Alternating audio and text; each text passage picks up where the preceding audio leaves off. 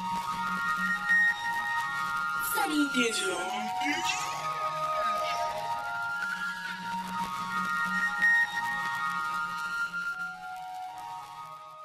So after posting a video earlier today about being willing to do whatever it takes to achieve your goals, I've gotten some questions about how to discover what your passion is. Obviously, I decided to build my life around the idea of strength, helping people get stronger, and sharing ideas about strength. But Skyfire1129 commented on that video and basically wants to know, Elliot, how do I go about finding my passion, because it seems like a very hard thing to do. So I'm going to offer you a little bit of my experience.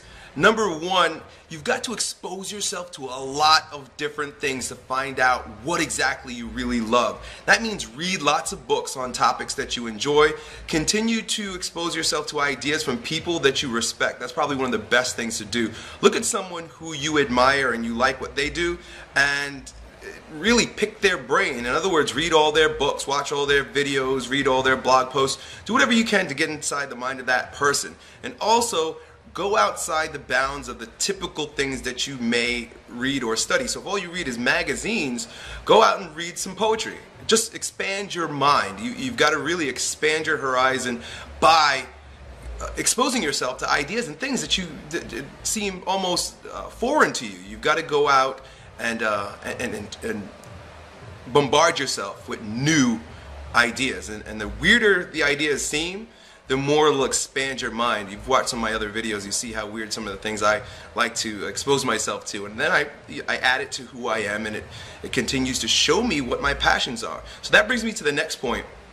That think of your core, the most passionate, strongest version of yourself, as the pit or the center of a onion, right? So there are layers there. So you're going to have to peel back layers, and this takes the course of a lifetime. So who you are today and the passions that you have today aren't going to be what your passions are and who you are tomorrow. The strongest version of you right now is the strongest version of you, but 10 years from now, that's going to look totally different than it looks right now. So my advice with regard to that is don't be afraid to evolve. So because you say your passion is blank today, doesn't mean that next year, 5 years, 10 years from now, it's going to be completely different than that. But the only way that you can expose those new layers, those deeper layers that click closer and closer and closer to the true, strongest you, is to continue exposing yourself to new ideas.